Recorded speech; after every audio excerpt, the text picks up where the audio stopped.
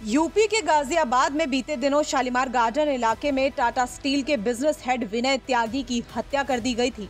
विनय त्यागी की लाश साहिबाबाद के राजेंद्र नगर इलाके में नाले में मिली थी। विनय की हत्या के आरोपी को पुलिस ने गाजियाबाद में एनकाउंटर में ढेर कर दिया है। पुलिस का कहना है कि विनय त्यागी की हत्या लूट के वारदात को अंजाम देने के बाद की गई थी। जानकारी के मुताबिक पुलिस ने एनकाउंटर में बदमाश अक्की उर्फ दक्ष को ढेर कर दिया है। इस बदमाश ने 3 मई की रात टाटा स्टील के बिजनेस हेड विनय त्यागी की लूट के बाद हत्या कर दी थी। ट्रांस हिंडन डीसीपी ने बताया कि 10 मई 2024 को थाना साहिबाबाद क्षेत्र में पुलिस और 2 बाइक सवार बदमाशों के बीच मुठभेड़ की जानकारी मिली।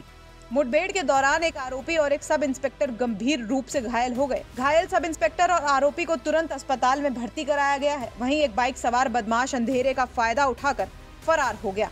इलाज के लिए भर्ती आरोपी की मौत हो गई है। आरोपी के बारे में पता चला कि उसका नाम अक्की उर्फ दक्ष है और वो दिल्ली के सीलमपुर का रहने वाला है।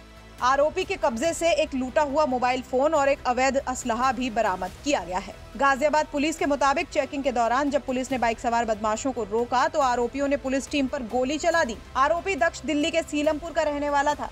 शुक्रवार तड़के साहिबाबाद इलाके में पुलिस और बदमाशों के बीच हुई मुठभेड़ में बदमाश दक्ष मारा गया। 3 मई की रात लूट के बाद दक्ष और उसके साथियों ने शालीमार गार्डन थाना क्षेत्र में टाटा स्टील के बिजनेस हेड विनय त्यागी की हत्या कर दी थी। 2026 को थाना शालीमार गार्डन अंतर्गत एक जो टाटा स्टील के सेल्स हेड थे उनके साथ छिनैती और उसके बाद हत्या का घटना हुई थी।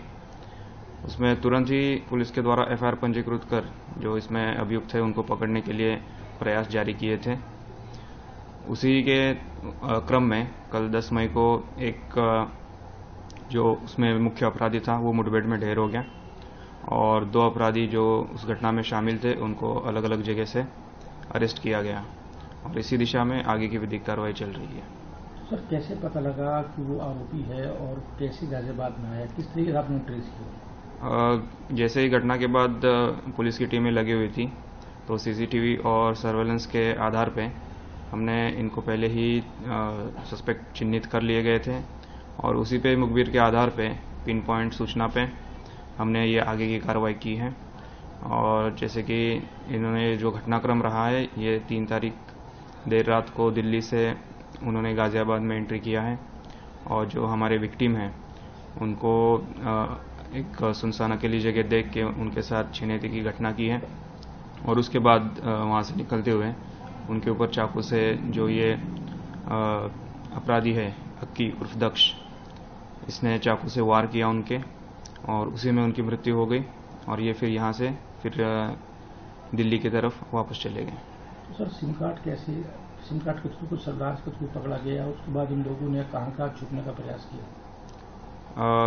इनका जब ये सस्पेक्ट के तौर पे जब बाहर आए तब इनका मेनली लोकेशन दिल्ली रहा। दिल्ली में इनको पकड़ने के लिए हमारे बहुत सारी टीमें गई हुई थी।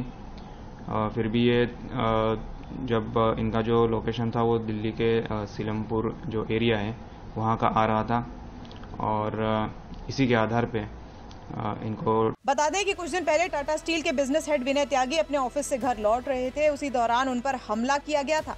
मृतक विनय त्यागी दिल्ली में टाटा स्टील में अच्छी पोजीशन पर थे मगर वो मेट्रो से ही आते जाते थे। करीब 1 महीने पहले ही उनका ट्रांसफर कोलकाता से दिल्ली हुआ था। वो रोजाना रात 10 बजे घर लौटते थे। विनय के परिवार वालों के मुताबिक विनय ने रात में फोन पर रिसीव करने को कहा था लेकिन खुद ही दोबारा कुछ देर में कॉल करके घर पहुँचने की बात कही थी। जब देर तक वो घर नहीं लौटे और उनका मोबाइल स्विच ऑफ हो गया तो तलाश शुरू की गई। पूरे इलाके में तलाशी के बाद एक नाले में विनय लहूलुहान हालत में पड़े मिले। आनन फानन में अस्पताल ले जाया गया जहां डॉक्टरों ने उन्हें मृत घोषित कर दिया। गाजियाबाद से मयंक गौड़ की रिपोर्ट, यूपी तक।